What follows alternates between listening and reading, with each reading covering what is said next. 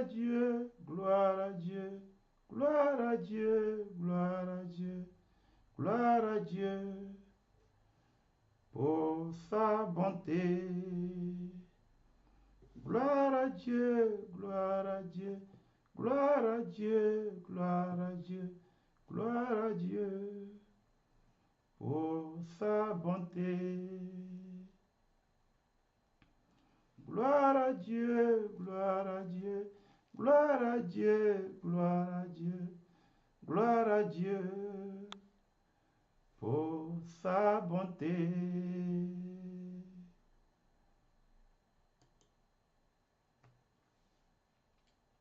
Bien-aimés dans le Seigneur, je vous salue dans le puissant, glorieux nom de Jésus-Christ, notre Seigneur et Sauveur. C'est une grande joie pour moi d'être en votre compagnie pour partager la parole de Dieu. Comme il est de la coutume de tout bon croyant, de tout croyant authentique, que nous devons commencer toutes choses par la prière, selon 1 Timothée chapitre 2, le verset 1er. Ainsi, bien-aimés en Christ Jésus, prions.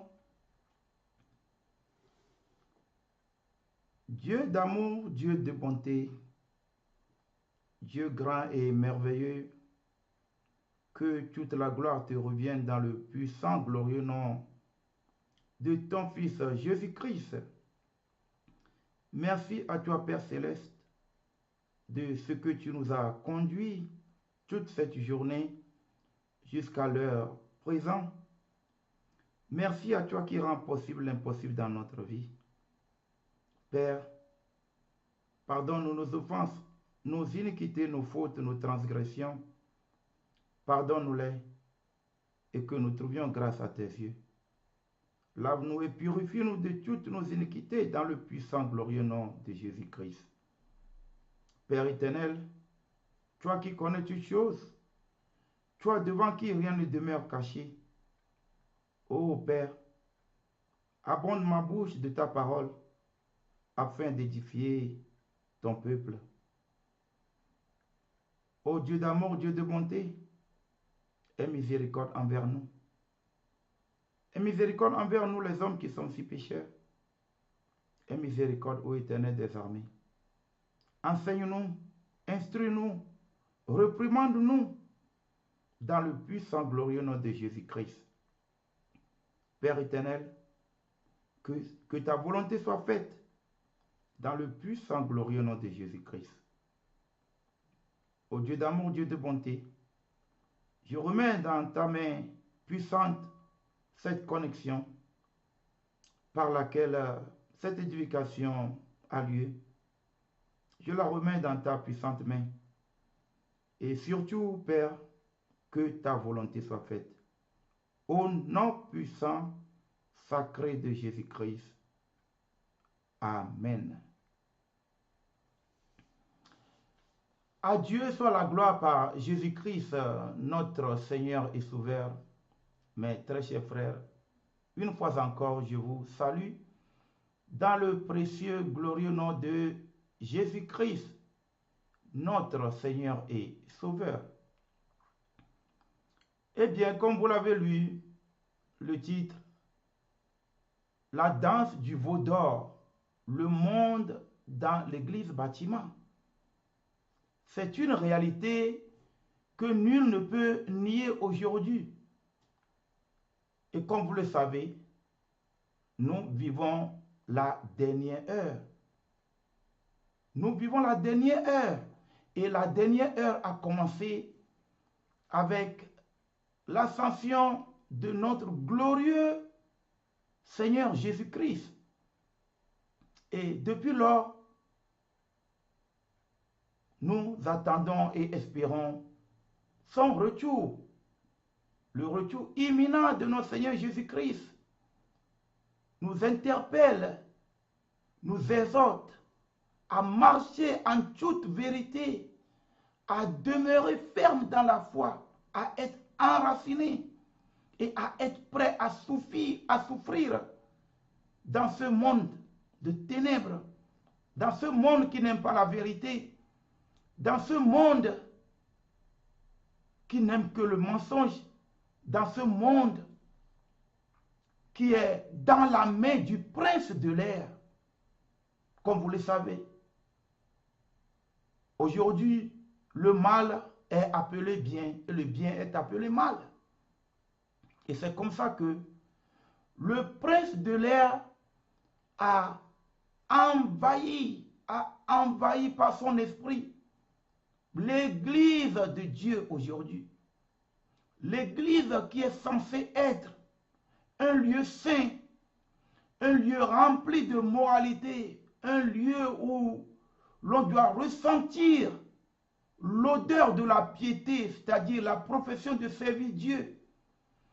L'église qui doit prêcher la vérité et sonner la trompette concernant le retour du Seigneur Jésus-Christ et appeler toute l'humanité à se repentir et à rechercher la face de Dieu. L'église est devenue un lieu de distraction, un lieu de divertissement, un lieu où, quelquefois, il est même difficile de décrire cela. Même les discothèques, nous savons que les discothèques sont des lieux abominables. Les bars d'infines sont des lieux abominables. Où sont les prostituées? Où sont les mondains? Mais nous voyons aujourd'hui que l'Église de Dieu, qui a comme chef suprême Jésus-Christ, s'est transformée en discothèque, en boîte de nuit, en bar d'infines, en lieu de prostitution. Et l'Église est devenue le lieu, le centre, l'épicentre de tout désordre spirituel, bien-aimés dans le Seigneur. Oh, quelquefois,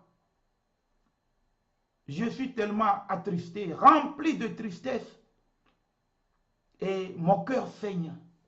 Mon cœur saigne parce que nous sommes restés longtemps dans les ténèbres, et nous étions autrefois dignes d'être condamnés, mais par la grâce, la pure grâce, que nous sommes délivrés de l'esprit du monde et que Christ nous a rachetés, il nous a déracinés du monde. Et aujourd'hui, nous marchons dans la vérité et nous voulons faire connaître la vérité au peuple de Dieu, la vérité à ceux qui sont vraiment assoiffés de la parole de vie, de la parole qui transforme la vie. Bien-aimés dans le Seigneur, avant de continuer, j'aimerais que vous suiviez une vidéo ou deux et nous en parlerons. Suivons ensemble une ou deux vidéos. C'est le moment.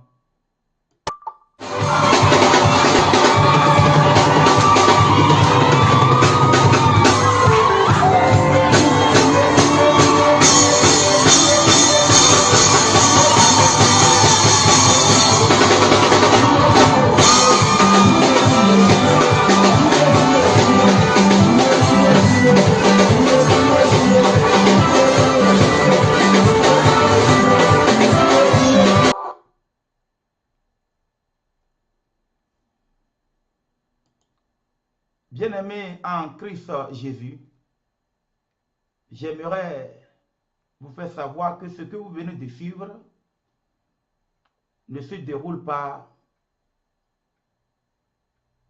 dans une discothèque,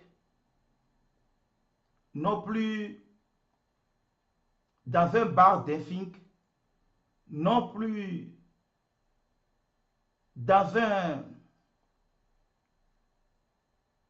lieu où un spectacle a lieu, ni dans un lieu de divertissement, mais la scène que vous venez de suivre s'est déroulée dans une, soit prétendue, entre guillemets, église. c'est écœurant.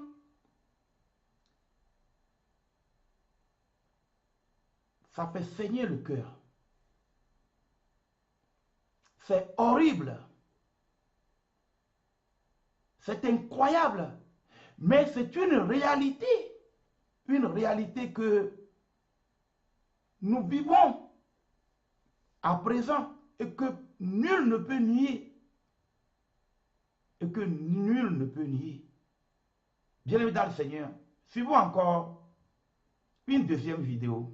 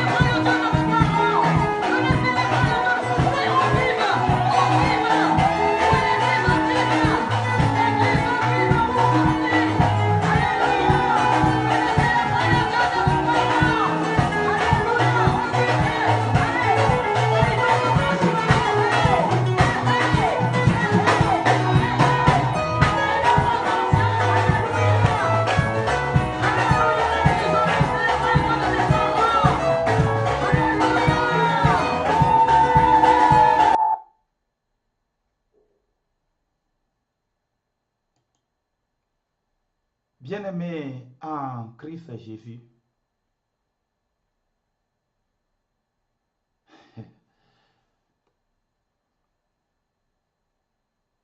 cette vidéo que vous venez de suivre, ce n'était pas un spectacle mondain, ni à une fête mondaine, mais vous venez de suivre une vidéo de soi-disant adoration et louange à Dieu. Entre parenthèses, à petit Dieu. C'est-à-dire le Dieu qui s'écrit avec petit d, mais pas le Dieu qui s'écrit avec le grand D. C'est déplorable. Incroyable mais vrai. Incroyable mais vrai. Avant de continuer, bien-aimés dans le Seigneur, je vais d'abord lire ce verset. 1 Corinthiens chapitre 5,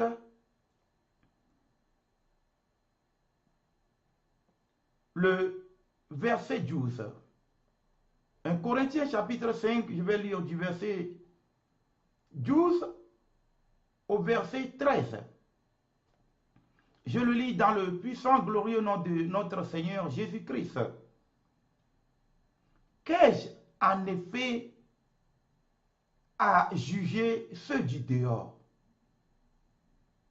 N'est-ce pas ceux du dedans que vous avez à juger? Verset 13. Pour ceux du dehors, Dieu les juge. Ôtez le méchant du milieu de vous. Oui, bien-aimés dans le Seigneur, si je montre ces images, c'est parce que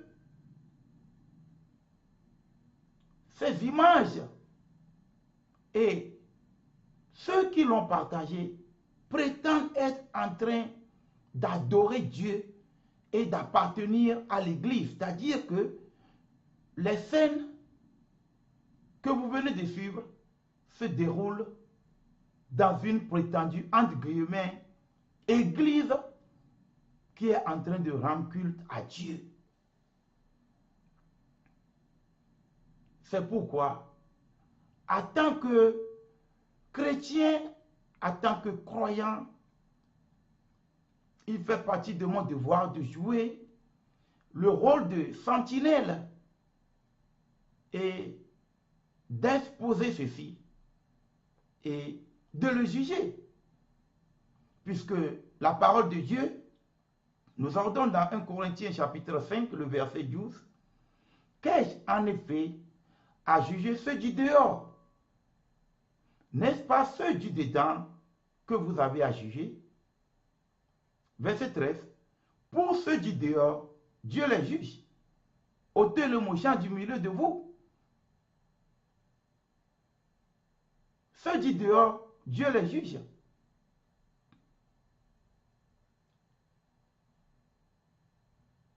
Ceux du dehors, Dieu les juge. Mais ceux qui se disent chrétiens, mais qui ne marchent pas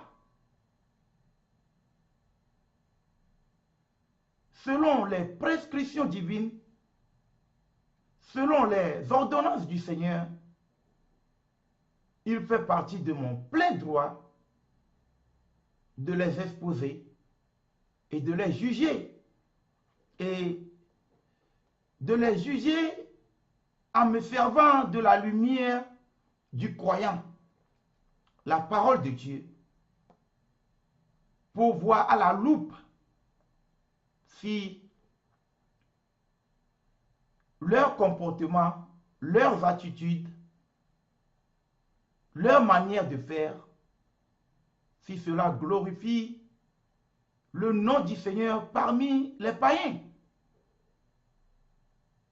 Et comme c'est écrit dans 1 Timothée, dans 1 Timothée,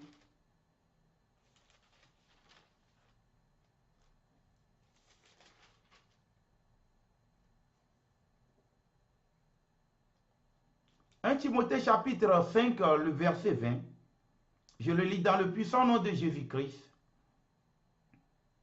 Ceux qui pêchent, reprends-les devant tous, afin que les autres aussi éprouvent de la crainte. Ceux qui pêchent, reprends-les devant tous, afin que les autres aussi éprouvent de la crainte. Et le verset 21, je te conjure devant Dieu, devant Jésus-Christ et devant les anges élus, d'observer ces choses sans prévention et de ne rien faire par faveur. Oui, voici ce que nous dit la parole de Dieu. En matière de la foi, il n'y a pas le sentimentalisme. En matière de la foi, il n'y a pas le sentimentalisme. Souvent, lorsque nous dénonçons et que nous exposons des comportements et des attitudes pareilles, beaucoup interviennent en disant, est-ce là l'amour de Dieu? Oui, c'est ça l'amour de Dieu. L'amour de Dieu consiste à dire la vérité, à reprendre, à instruire en toute douceur, à amener l'homme animal à se réveiller pour sauver son âme de la géhenne. Bien-aimé en Christ Jésus, l'amour consiste à dire la vérité. L'amour consiste à sonner la trompette d'alarme. L'amour consiste à jouer le rôle de la sentinelle pour exhorter ceux qui sont sur le champ de périr, ils sont en train de périr, pour les ramener à la vie, c'est-à-dire les épargner de la mort éternelle. Nous savons tous que Dieu est un feu dévorant et que Dieu ne fait pas acception de personne. Nous sommes tous égaux devant Dieu. Dieu nous aime tous. Mais Dieu hait le péché.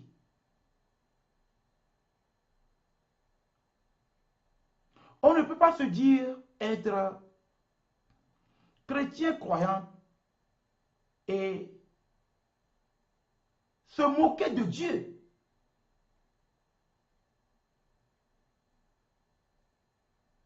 Galates chapitre 6, le verset 7 nous enseigne que l'on ne se moque pas de Dieu. Ce que l'on aura semé, l'on le récoltera aussi. Ainsi, les scènes de prétendus, entre guillemets, d'adoration, de louange que nous venons de voir,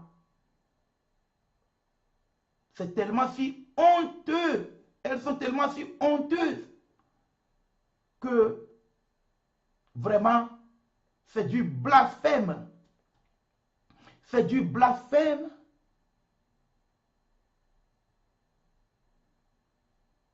C'est-à-dire que c'est le blasphème du nom de Dieu parmi les païens. Comme le dit Romains chapitre 2, le verset 24.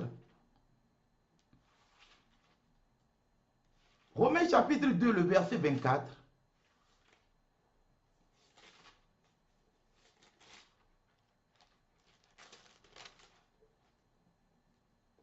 Je le lis dans le puissant nom de Jésus-Christ. Car le nom de Dieu est blasphémé parmi les païens à cause de vous, comme cela est écrit. Oui, à cause de ses attitudes, à cause de ses comportements, le nom de Dieu est blasphémé parmi les païens à cause de ses abominations,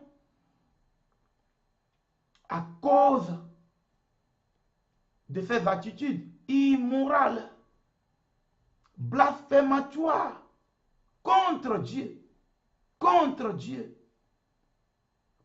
Christ.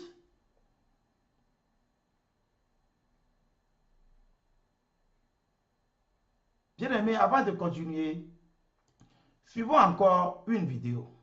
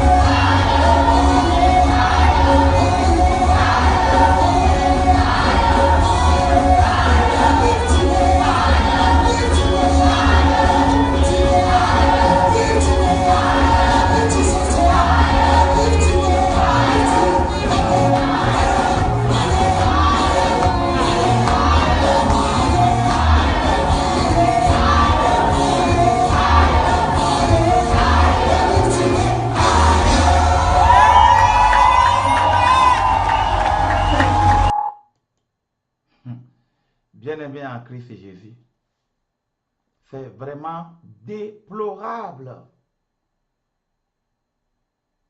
Abomination de la désolation. Abomination de la désolation. Nous allons lire un passage dans Ecclésiaste chapitre 7, le verset 4. Je le lis dans le puissant glorieux nom de Jésus-Christ, notre Seigneur et Sauveur.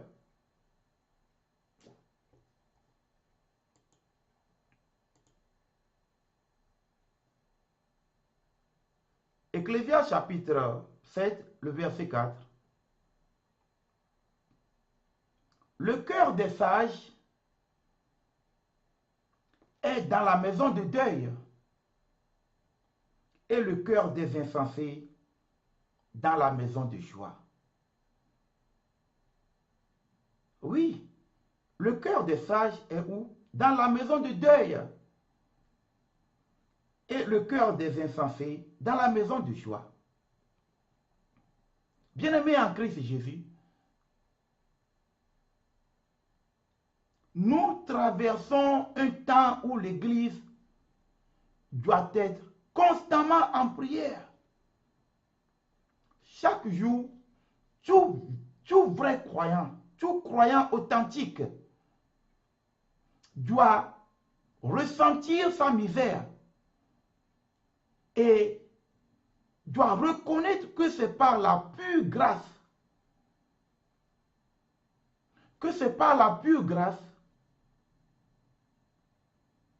qu'il est sauvé. C'est-à-dire que c'est par la pure grâce, c'est par le sacrifice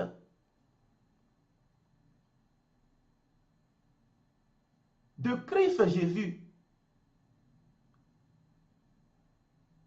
l'offrande parfaite de bonne odeur à Dieu,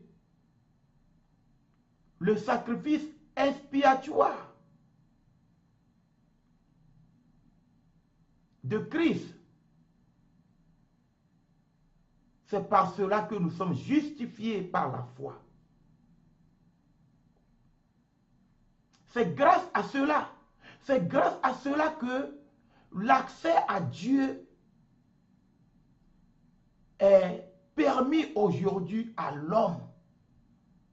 Et chacun doit normalement ressentir sa misère, rechercher la face de Dieu en toute humilité, en menant deuil.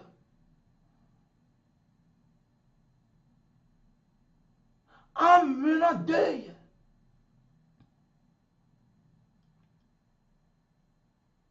Et non en étant dans la joie du monde. Les vidéos que nous venons de voir jusqu'à présent, aucune de ces vidéos n'a rien à voir avec l'adoration. L'adoration du Dieu vivant. Aucune de ces vidéos n'a rien à voir avec une louange à Dieu. Mais tout au contraire, nous avons assisté à des scènes où nous avons vu que des gens étaient en train de se divertir, comme dans les discothèques, comme dans les bars d'infis, comme durant leur anniversaire et autres abominations. Complètement et entièrement une vie mondaine, un style de vie abominable, loin de la connaissance et de la présence de Dieu.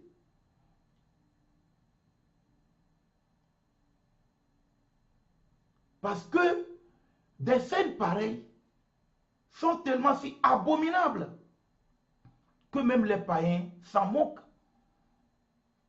À cause de ces abominations, beaucoup de païens ne veulent pas se repentir.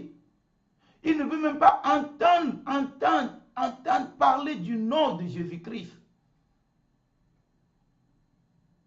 À cause de ces abominations, à cause de ces horreurs, à cause de ces scènes de prostituées, de prostitution mondaine, à cause de ces scènes blasphématoires. Un Un vrai croyant mène deuil. Un vrai croyant mène deuil quand il se rappelle de son passé, de la vie qu'il menait avant que la grâce lui fût accordée d'être appelé enfant de Dieu, né de l'Esprit.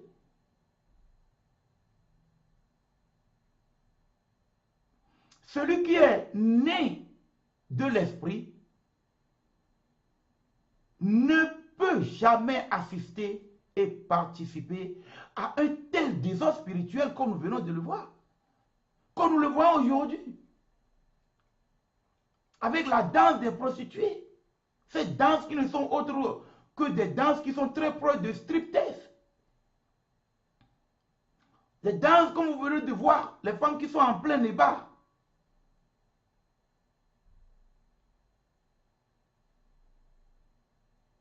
Accompagnées aussi des hommes égarés comme eux. Qu'est-ce qui ne va pas avec l'Église? Qu'est-ce qui ne va pas?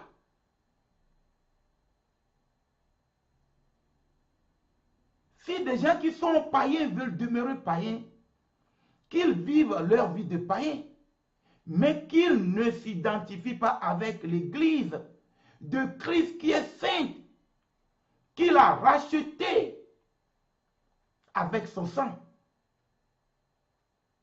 Nous avons été rachetés à un grand prix.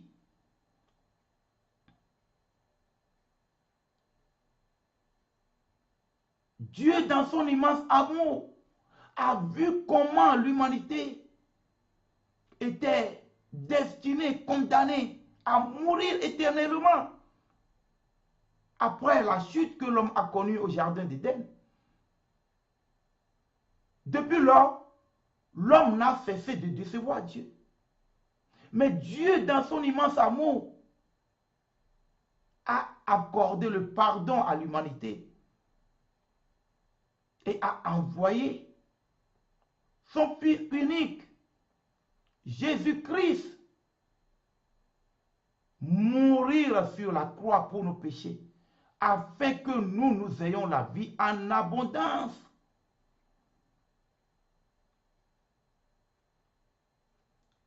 La parole de Dieu nous enseigne dans Jean 3,16 que car Dieu a tant aimé le monde, il a comment? Tant aimé le monde qu'il a donné son Fils unique afin que quiconque croit en lui ne périsse point, mais qu'il ait quoi? La vie éternelle. Parce que nous étions dans le monde, nous étions à un pas de l'enfer. Et Christ est venu pour nous racheter. Et quelqu'un qui est vraiment racheté, qui est conscient du rachat et connaît le prix payé pour son rachat, ne peut jamais assister à un tel désordre.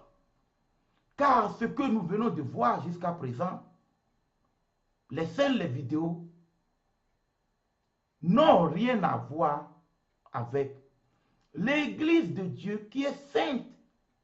L'Église de Dieu sur laquelle il a placé Christ comme chef suprême.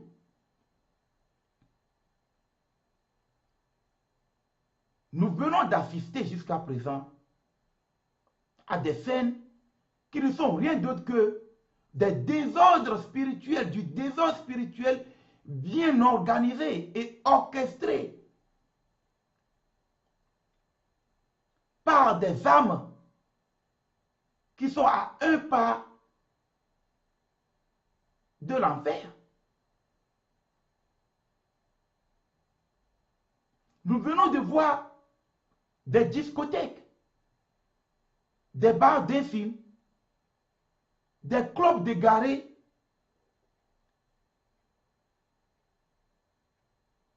des clubs d'aveugles, de prostitution spirituelle comme mondaine.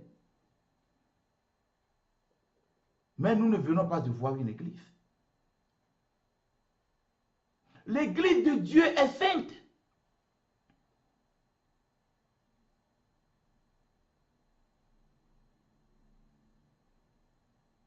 L'église de Dieu est sainte.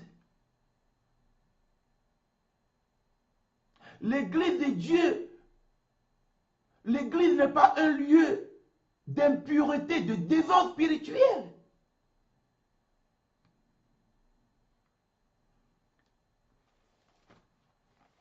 Le Saint-Esprit par apôtre Paul avertissait Timothée en ce qui concerne l'ordre dans l'église. En ce qui concerne l'ordre dans l'église. Et si nous allons dans 1 Timothée,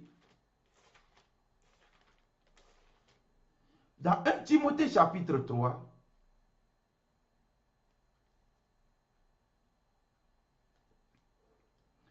Timothée chapitre 3, du verset 14 au verset 16. Je le lis dans le puissant nom de Jésus-Christ. Je t'écris ces choses avec l'espérance d'aller bientôt vers toi. Verset 15. Mais si je tarde, tu sauras comment il faut se conduire dans la maison de Dieu, qui est l'église du Dieu vivant, la colonne et l'appui de la vérité. Je reprends. 1 Timothée chapitre 3, du verset 14 au verset 15. Je t'écris ces choses avec l'espérance d'aller bientôt vers toi. Mais si je tarde, tu sauras comment il faut se conduire dans la maison de Dieu, qui est l'église du Dieu vivant, la colonne et l'appui de la vérité.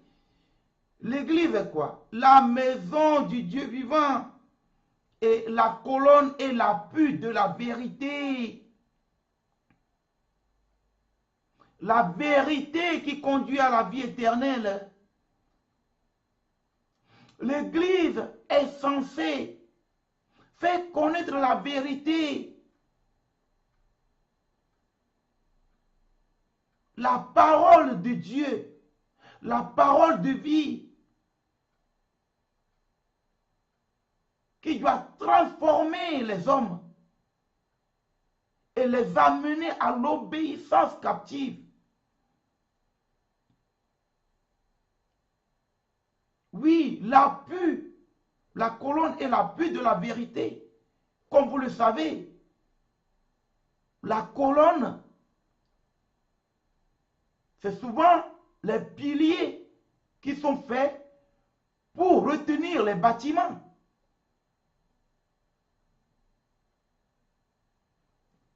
Et l'appui de la vérité, parce que c'est l'église qui est la colonne et l'appui de la vérité. Parce qu'avec ces colonnes, quand l'église est décrite comme colonne, pour appuyer quoi? La vérité.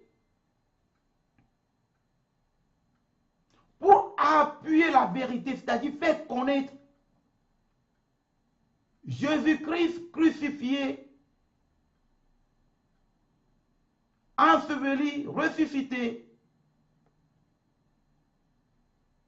à l'humanité, afin d'amener les hommes à la repentance, à se détourner de leur vaine manière de vivre et à se tourner vers Dieu, à rechercher la face de Dieu en toute vérité. En toute vérité. C'est ça l'église. L'église est censée faire connaître la volonté de Dieu, prêcher la repentance,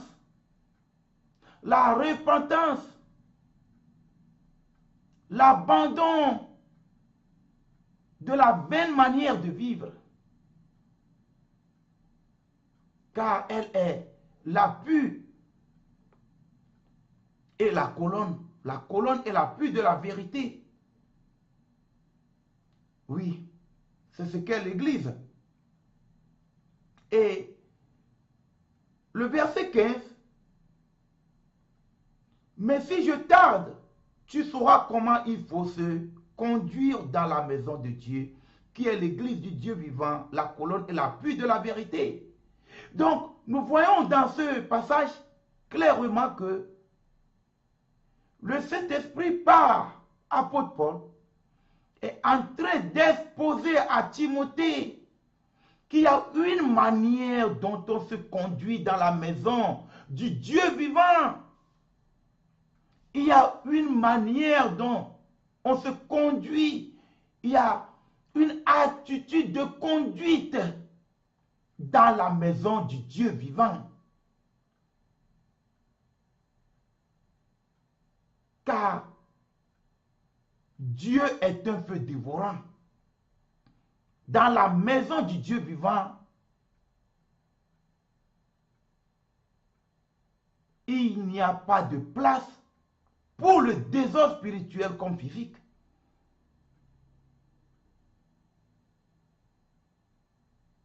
Il n'y a pas de place pour le désordre spirituel comme physique, bien aimé dans le Seigneur. Il y a une manière de se conduire devant Dieu.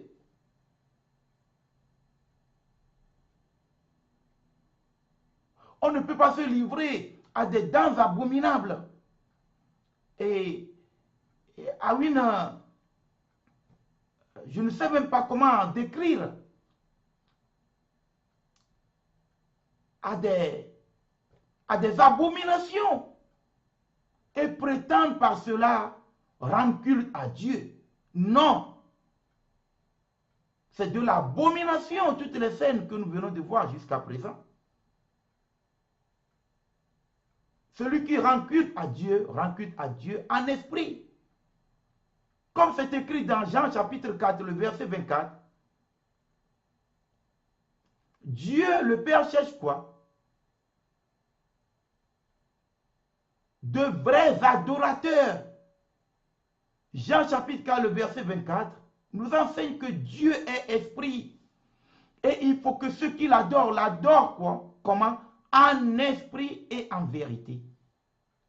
Ceux qui l'adorent en esprit et en vérité. Dieu s'adore en esprit et en vérité.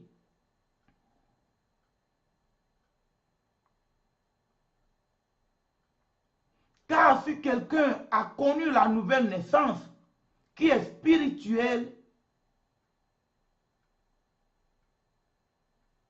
il a alors tué les œuvres de la chair. Il a alors tué les œuvres de la chair, car il a mis fin à la vaine manière de vivre charnelle et est devenu une nouvelle créature de Dieu, un nouvel homme né de l'esprit et qui est conduit par l'esprit de Dieu. Et celui qui est né de l'esprit de Dieu est conduit par l'esprit de Dieu et ne se livre pas à des scènes comme nous venons de le voir, à ces abominations, à ces danses acrobatiques, de prostituées, de désordre spirituel, d'insensés, d'égarés, d'aveuglés. Oh Seigneur, le monde a envahi l'Église.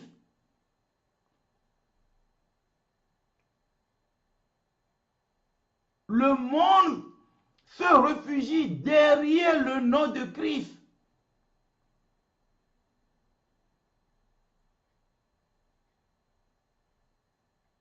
Pour continuer de vivre dans leur délire, continuer leur délire.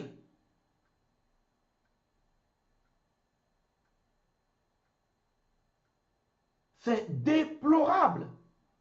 C'est déplorable. Il y a une manière dont l'on doit se conduire dans la maison de Dieu. Comme Nous venons de le lire dans 1 Timothée chapitre 3, au verset 15.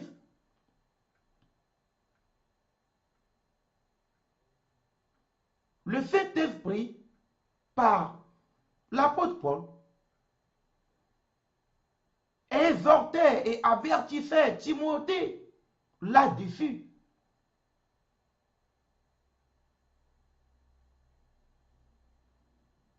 Devant Dieu, on ne peut pas se livrer à des danses pareilles. Dans la maison du Dieu vivant, on ne peut pas danser comme dans le monde. De toutes les manières, ces soi-disant églises ne sont rien d'autre que des morgues vivantes, des boîtes de sardines où les hommes sont entassés comme on entasse les sardines dans une boîte de conserve.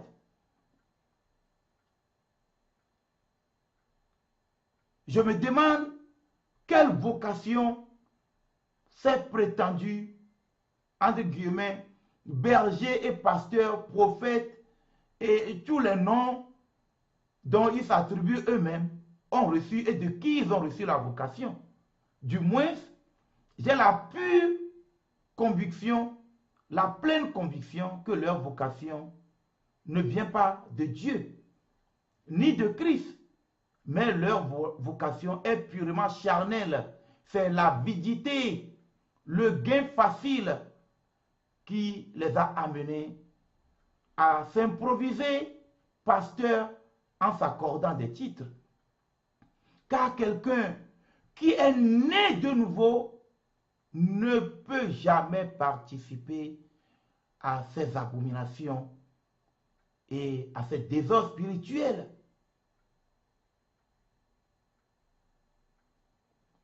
Dans Galates chapitre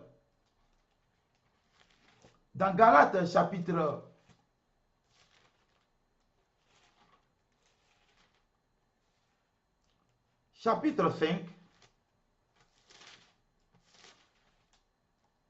dans Galates chapitre 5, le verset 16,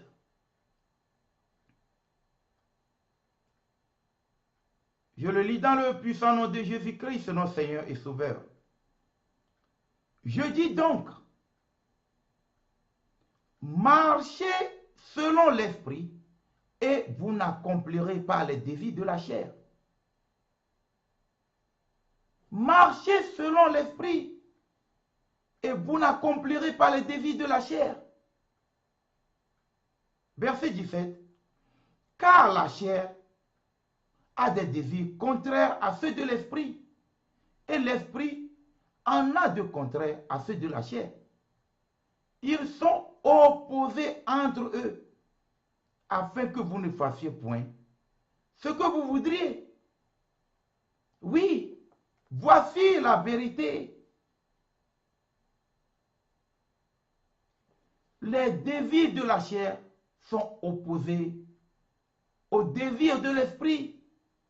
Pourquoi? Afin que l'on ne fasse pas ce que l'on veut.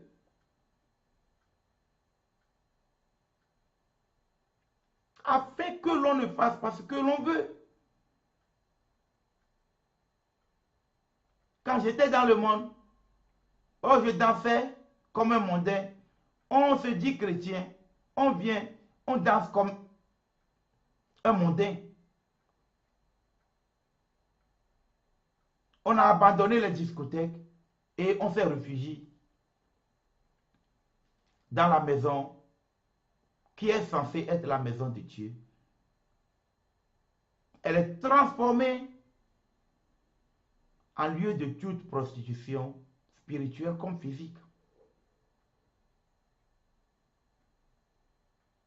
Elle est transformée en discothèque, en bar d'insique, où on se livre à la danse du veau d'or. Car tout ce que nous venons de voir jusqu'à présent n'est rien d'autre que du divertissement. Que du divertissement. Si nous lisons dans Exode chapitre 32, dans Exode chapitre 32,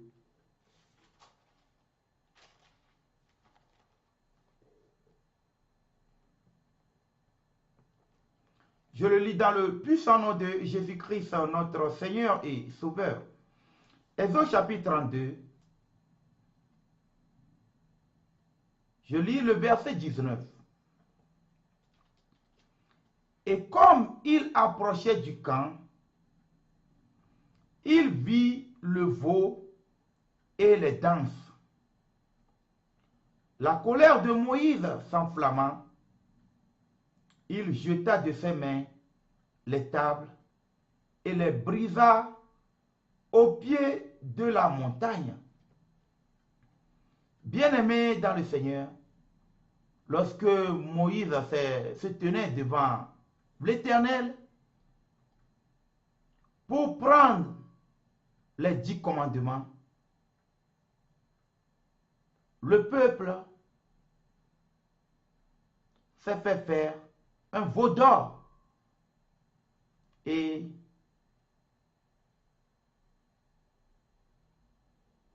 ils ont considéré ce veau d'or comme étant leur Dieu qui les a délivrés d'Égypte. Et ils se sont livrés à de divertissements.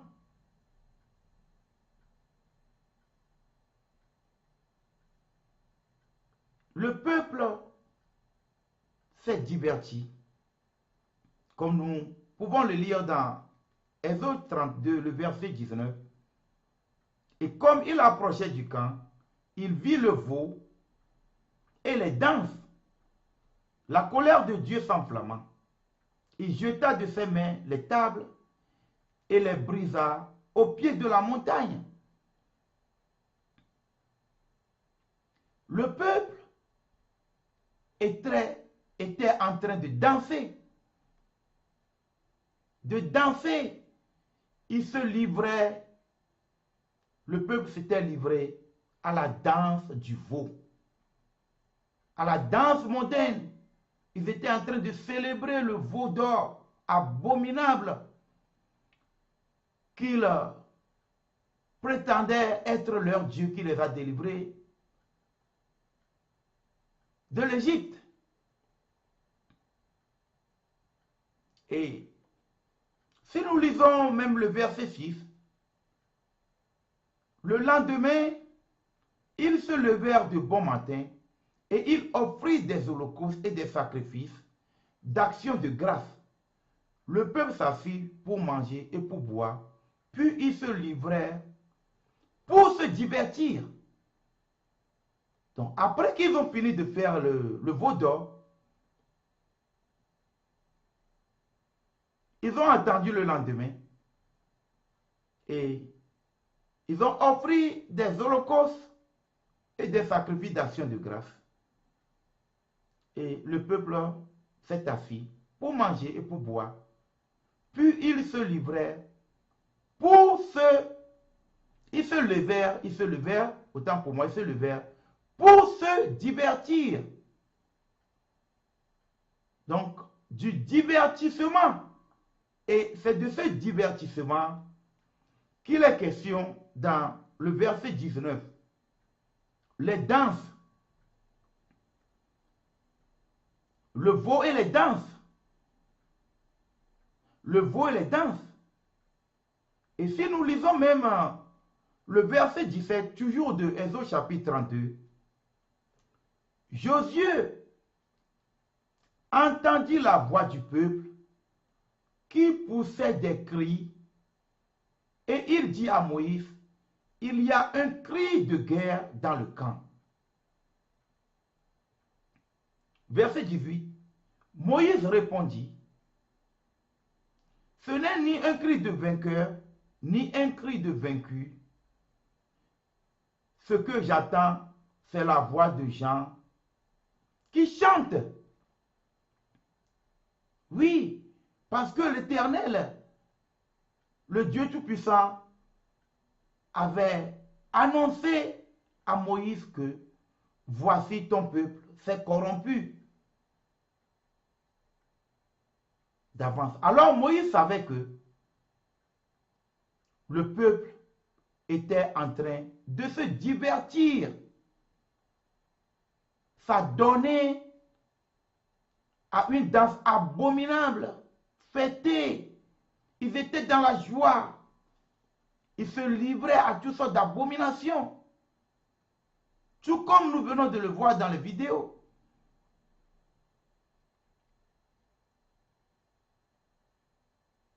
C'est comme ça qu'Israël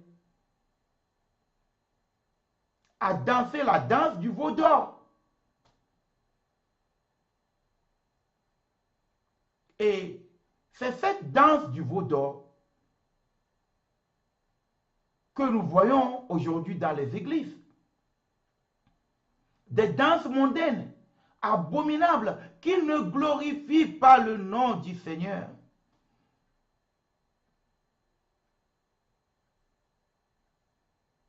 Des abominations.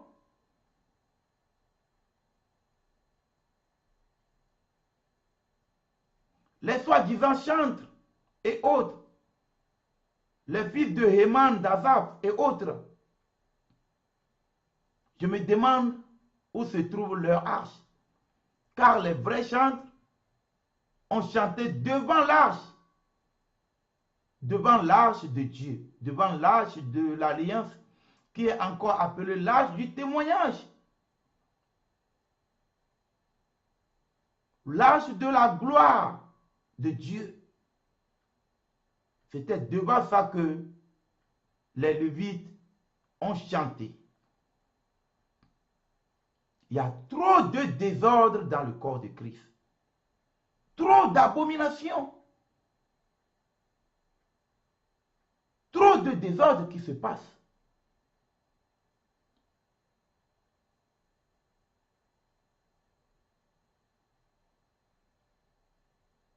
Nous sommes sous la grâce. Et le temps des chantres est révolu. Ça n'existe plus.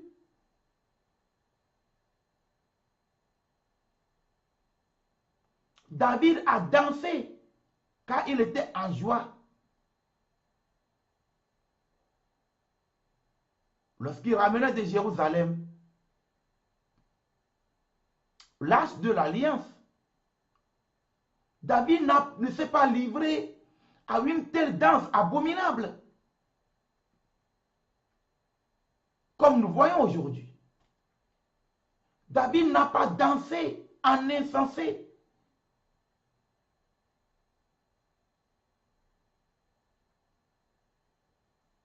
La Bible ne nous enseigne pas que chaque jour David est en train de danser. David a une fois dansé et a sauté car il était dans la joie. À cause du retour de l'arche de l'alliance.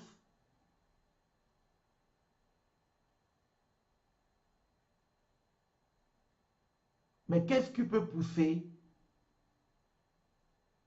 ces hommes et femmes que nous voyons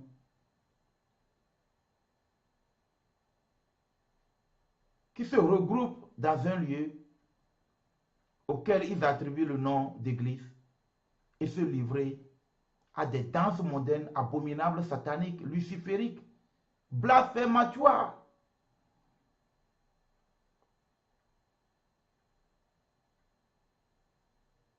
Je me demande où se trouve l'arche.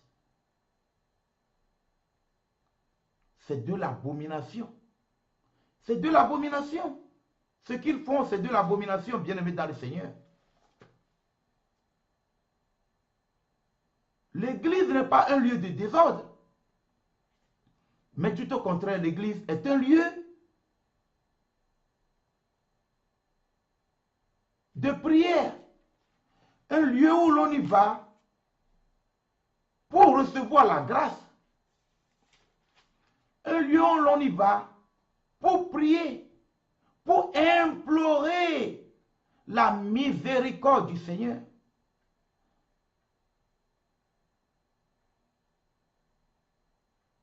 C'est un lieu où l'on y va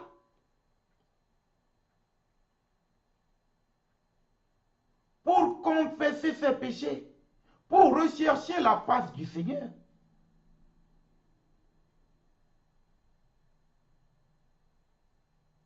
Chaque racheté constitue l'Église, est membre de l'Église. L'Église de Dieu.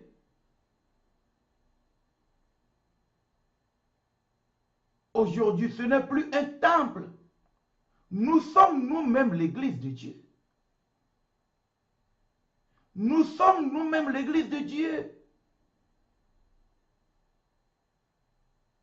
Nous sommes nous-mêmes l'Église de Dieu.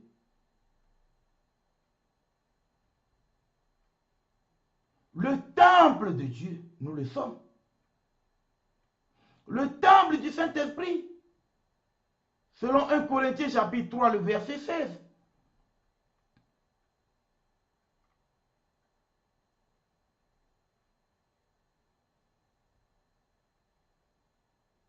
Tous ces lieux de désordre n'ont pas lieu d'exister.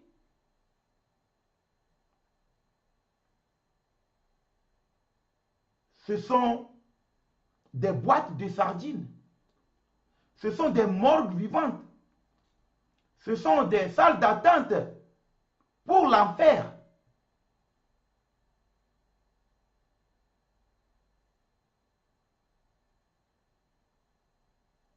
Tout comme lorsque l'on est en voyage et que l'on arrive à l'aéroport et que l'on attend son vol, l'on s'assoit dans une salle qu'on appelle salle d'attente avant le départ du vol.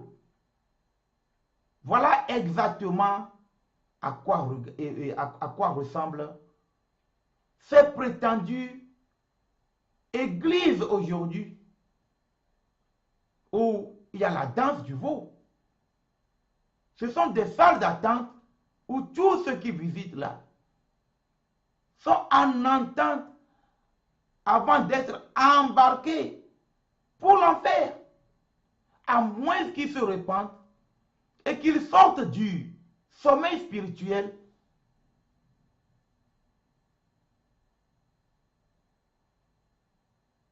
Sinon, c'est une salle d'attente pour l'enfer, pour la hyène, car on ne se moque pas de Dieu. David a dansé, bien-aimé dans le Seigneur.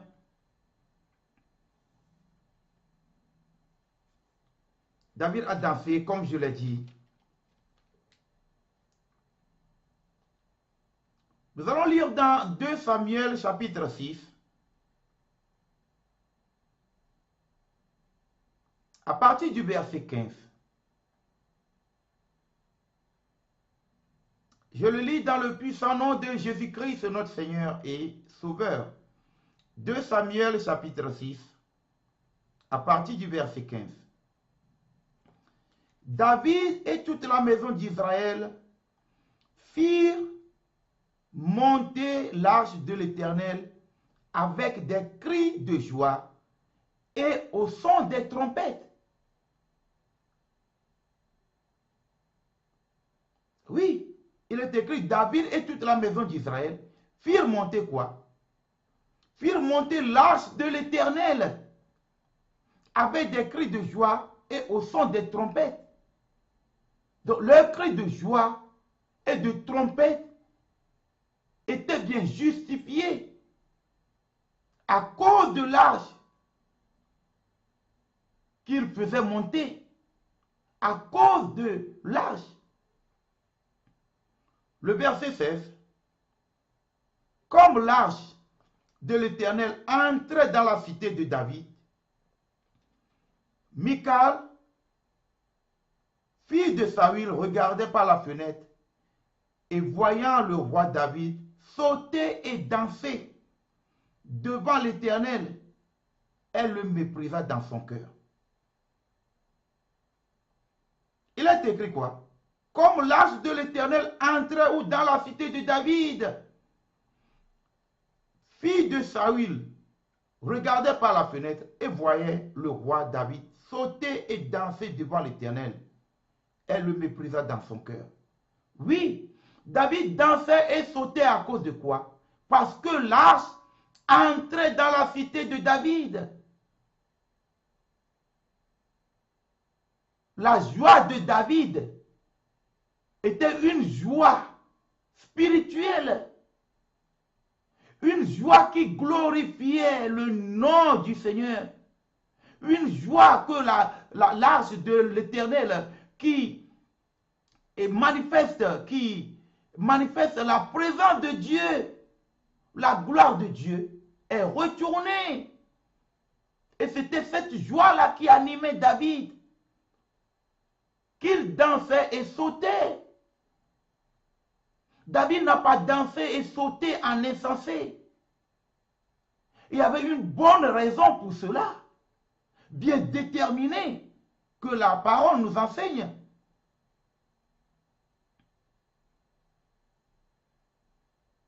À cause de l'arche de l'Éternel. À cause de l'arche de l'Éternel. Qu'il faisait entrer dans la cité de David. La vraie danse qui glorifie le nom du Seigneur, l'Éternel Dieu Tout-Puissant. La danse accompagnée, déclenchée par la joie spirituelle qui a abondé le cœur, l'âme et l'esprit de David et de tous ceux qui étaient avec lui. Oui, bien-aimés dans le Seigneur. C'était cette joie spirituelle qui a animé David, qui l'a amené à danser et à sauter. Parce que l'arche de l'Éternel est de retour dans la cité de David. Parce qu'il faisait entrer l'arche de l'Éternel dans la cité de David. David n'a pas dansé en insensé. David ne s'est pas livré à des danses d'acrobatie. Et les hommes et les femmes et tous ceux qui étaient là n'ont pas dansé et ne se sont pas livrés à une danse abominable, aux danses de prostituées, de striptease, d'égarés, d'aveuglés. Ils n'ont pas dansé ayant la joie mondaine en eux, mais ils ont dansé ayant la joie spirituelle que l'Esprit de Dieu donne. Que l'Esprit de Dieu donne, bien-aimé dans le Seigneur.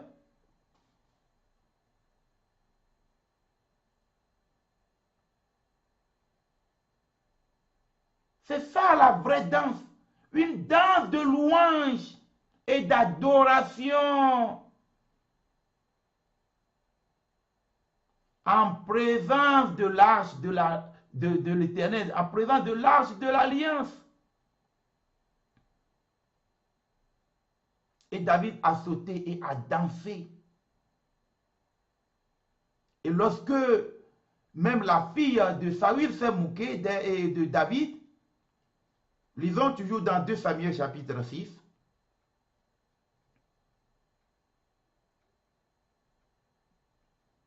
Je lis à partir du verset 20. David s'en retourna pour bénir sa maison, et Michal, fille de Saül, sortit à sa rencontre. Elle dit, quel honneur aujourd'hui pour le roi d'Israël de s'être découvert aux yeux des servantes de ses serviteurs.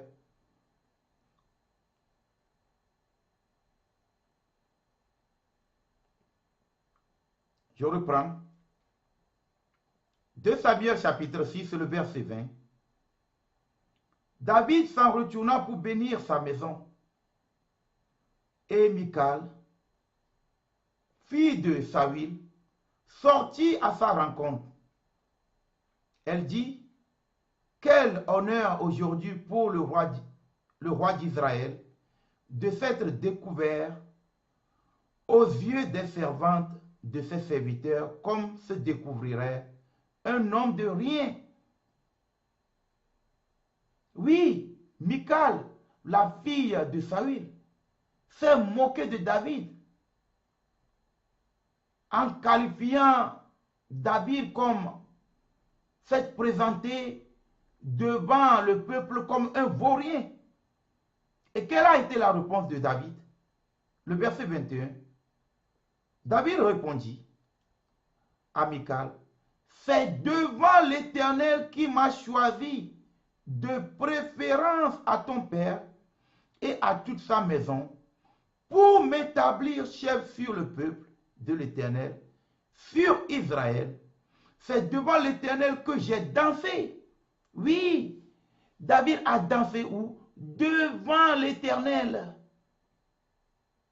Une danse qui a glorifié le nom du Seigneur devant l'Éternel. David n'a pas dansé dans une discothèque. David n'a pas dansé dans un bar d'insigne qui s'attribue le nom d'église. Tout au contraire, David a dansé devant l'Éternel. Et quand des hommes s'assemblent, se regroupent dans un lieu pour louer Dieu, alors là, leur danse doit être une danse qui glorifie le nom de Dieu. Une danse qui se déroule alors devant l'Éternel comme David a dansé. Mais les danses de ces églises, bâtiments, ne sont rien d'autre que des danses mondaines. Des danses mondaines sans la crainte de Dieu.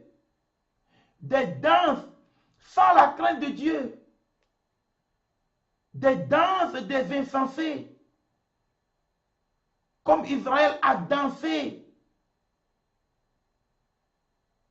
pour le veau d'or, la danse du veau d'or. Oui, c'est à cette danse-là que se livre aujourd'hui le monde qui a envahi l'Église. Le monde qui a envahi l'Église. Danse abominable, blasphématoire, qui ne glorifie pas le nom du Seigneur.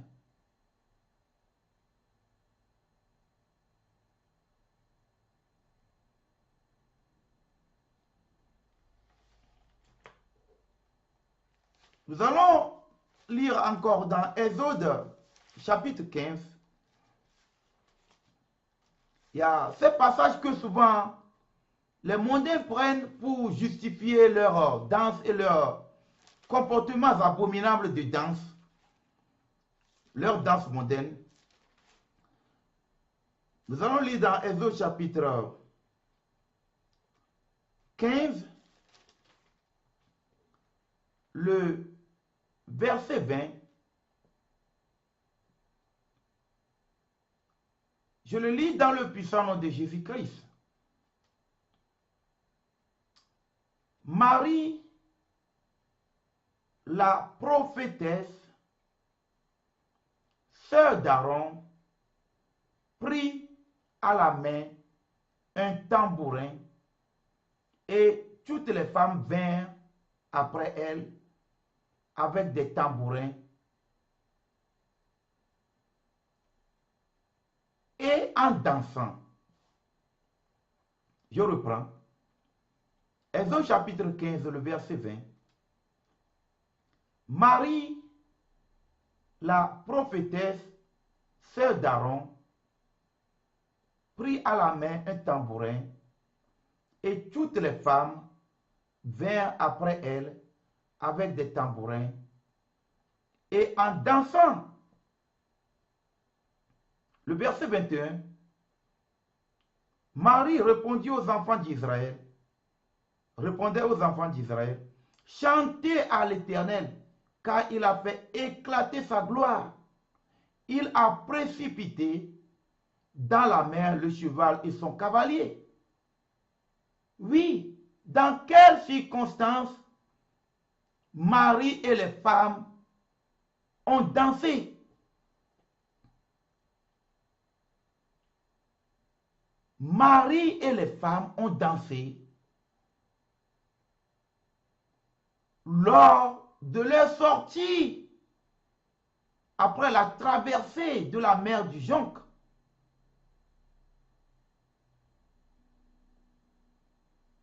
Ils ont vu la main puissante de Dieu se manifester.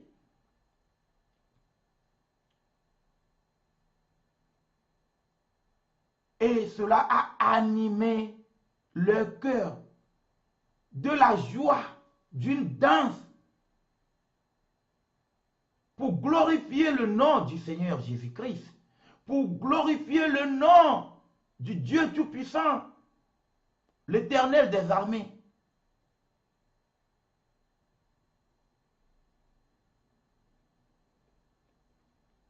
Parce qu'il les a délivrés. Parce qu'il les a fait sortir. Parce qu'il a fait périr le Pharaon et son armée dans la mer. Raison pour laquelle Marie la prophétesse, sœur d'Aaron, prit à la main un tambouret et toutes les femmes vinrent à elle et elles ont dansé, dansé pour célébrer l'Éternel, pour glorifier l'Éternel de ce qu'il les a délivrés, de ce qu'il les a délivrés, sauvés de l'Égypte, sauvés de la main du Pharaon et de son armée. Elles n'ont pas dansé comme elles voudraient. Elles n'ont pas dansé abominablement.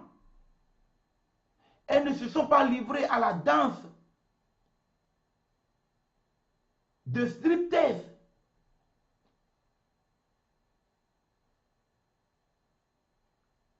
Mais elles ont dansé pour glorifier le nom du Seigneur.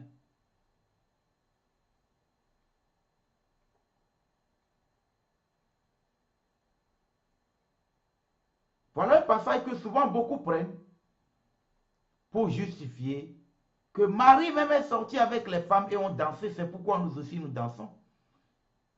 Mais comment Marie a dansé? Et qu'est-ce que Marie disait? Marie disait, chantez à l'Éternel, car il a fait éclater quoi? Sa gloire. À cause de la manifestation de la gloire de l'Éternel, elles ont dansé et glorifié Dieu, célébré sa bonté envers eux, magnifié son nom.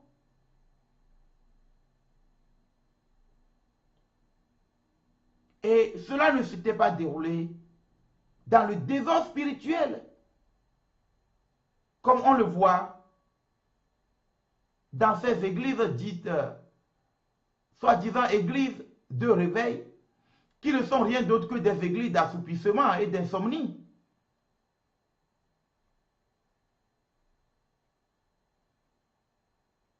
Il faut que l'église de Dieu, la vraie église, combatte ces faits. Combatte ces faits.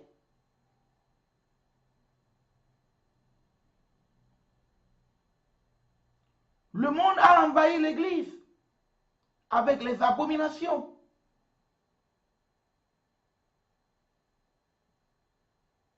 Avec les danses sataniques, mondaines, blasphématoires. La danse de David, une danse pour la gloire de Dieu, à la gloire de Dieu. la danse de Marie et des femmes. Une danse pour la gloire de Dieu, parce que Dieu a fait éclater sa gloire. L'Éternel a fait éclater sa gloire. C'était pour ça qu'ils ont dansé. Mais chaque fois, dans ces églises dites de réveil, qui ne sont rien d'autre que des lieux d'assoupissement et d'insomnie, avec les instruments causant des nuisances sonores aux habitants, aux riverains, en train de chamailler, les gens ne retrouvent plus la paix dans leur maison, dans leur propre maison, dans leur propre chambre. Les gens ne retrouvent plus le sommeil à cause du désordre orchestré dans ces lieux, à cause de ces danses, à cause de ces soi-disant veillées de prière organisées, qui ne sont rien d'autre que d'autres formes de discothèques et de bars d'insigne.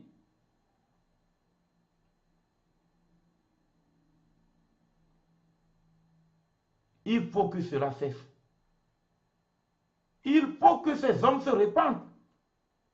Ces faux apôtres, ces faux disciples, ces faux prophètes, ces faux pasteurs, qui ne sont rien d'autre que des loups ravisseurs, vêtus de peau d'agneau, qui ne sont rien d'autre que des fontaines sans eau, qui ne sont rien d'autre que des aveugles, qui ne sont rien d'autre que des chômeurs qui se sont improvisés pasteurs et apôtres et autres, et disciples, et pour ne citer que cela.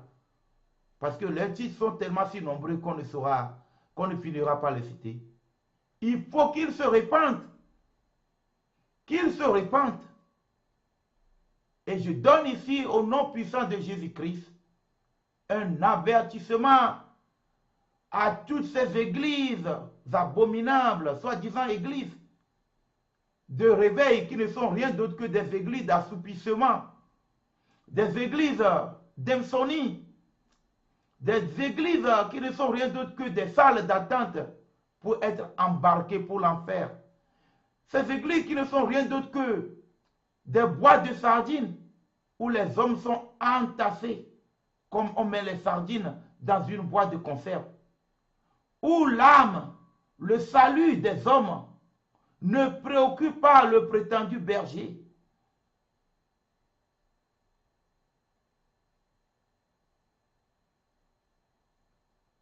Il faut que ces hommes se répandent,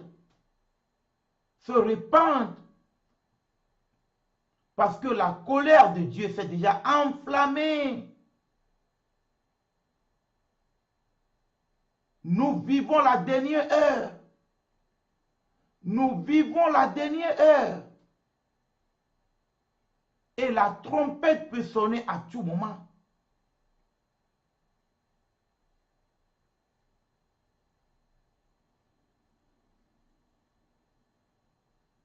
Repentez-vous.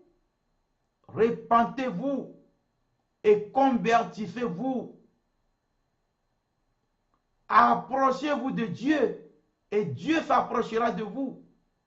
Repentez-vous et convertissez-vous à Dieu. Tournez-vous vers Dieu et faites-lui connaître votre misère. Lavez vos mains impures. Confessez vos péchés et ouvrez vos cœurs à Christ afin qu'il vienne l'habiter par son esprit.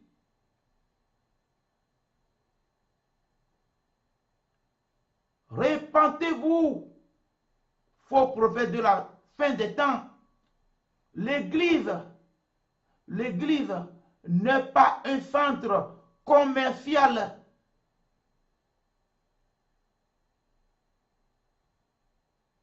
L'église n'est pas un centre commercial. L'église n'est pas un bar d'infini. L'église n'est pas une discothèque. L'église n'est pas un lieu de désordre, mais c'est un lieu de prière. Un lieu pour la gloire de Dieu.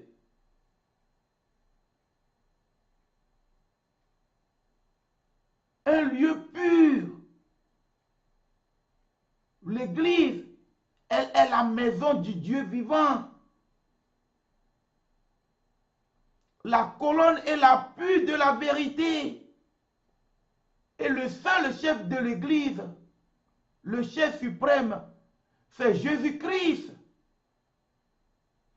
Répentez-vous. Fermez vos boîtes de nuit. Fermez vos discothèques. Fermez vos bars d'infini. Tournez-vous vers Dieu. Je m'adresse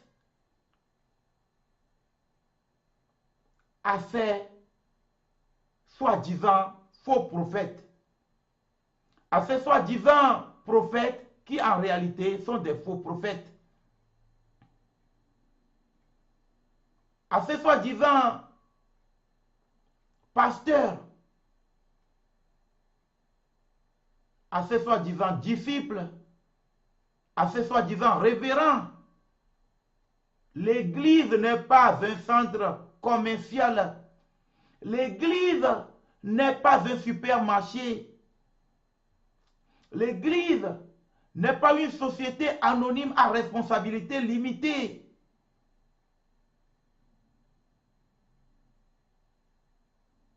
Où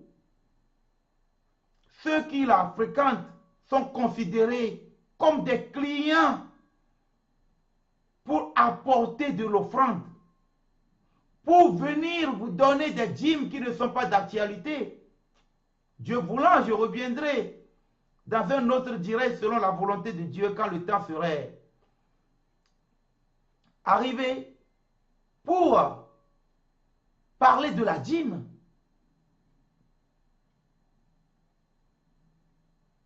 Répentez-vous. Répentez-vous. Nous vivons la dernière heure. Le temps n'est plus à l'amusement. Rachetons le temps. Vaquons à la prière. Recherchons continuellement la face du Seigneur. Et éloignons-nous de toute distraction. Bien-aimés dans le Seigneur, que la paix du Christ soit avec vous tous. Tout comme nous l'avons commencé, nous allons terminer avec la prière. Prions. Éternel Dieu Tout-Puissant, miséricordieux, Dieu d'amour, le Dieu qui n'a ni commencement ni fin, toi qui es le Père de notre Seigneur Jésus-Christ, toi qui connais toutes choses, toi devant qui rien ne demeure caché. Oui, c'est à toi que je m'adresse à l'instant, Père. Que toute la gloire te revienne dans le puissant, glorieux nom de notre Seigneur Jésus-Christ. Père, je te rends grâce de ce que tu as parlé par la bouche de ton serviteur que je suis, de ce que tu as fait connaître à ton peuple ta volonté, de ce que tu nous as instruits, de ce que tu nous as reprimandé, de ce que tu nous as enseigné, de ce que tu nous as éclairé. Ô Père, que toute la gloire te revienne dans le puissant nom de Jésus-Christ.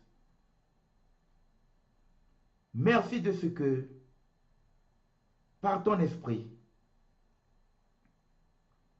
tu as fait connaître ta volonté, car seule ta volonté est importante, Père. Dieu de bonté, enseigne-nous tes voies, enseigne-nous-les dans le puissant, glorieux nom de Jésus-Christ. Père Dieu Tout-Puissant, attire vers Christ les brebis perdues qui appartiennent à ta pâture. Attire-les vers Christ afin qu'il les ressuscite au dernier jour. Père éternel, oh, viens à notre secours. Touche les cœurs les plus endurcis et ouvre l'intelligence spirituelle. Ouvre les yeux à ceux qui sont aveuglés, à ceux qui sont envoûtés et qui sont retenus dans ces lieux d'adoration du diable. Ô Père, viens à leur secours et délivre-les dans le puissant nom de Jésus-Christ. Père éternel, par le sang de ton Fils Jésus-Christ, lave leurs yeux afin qu'ils voient et qu'ils sortent de ces salles d'attente pour l'enfer. Père éternel, que toute la gloire te revienne. Dans le puissant, glorieux nom de Jésus-Christ. Amen. Eh bien, bien-aimés en Christ Jésus, nous sommes arrivés à la fin de cette édification. Dieu voulant, nous nous retrouverons très prochainement pour une nouvelle. Que la paix du Christ soit avec vous tous. Et surtout, demeurez dans la crainte de Dieu et fuyez ces lieux de culte, d'adoration du diable. À bientôt, plaise à Dieu. Imitons Jésus-Christ. Soyez mes imitateurs comme je le suis moi-même de Christ. 1 Corinthiens chapitre 11, verset 1.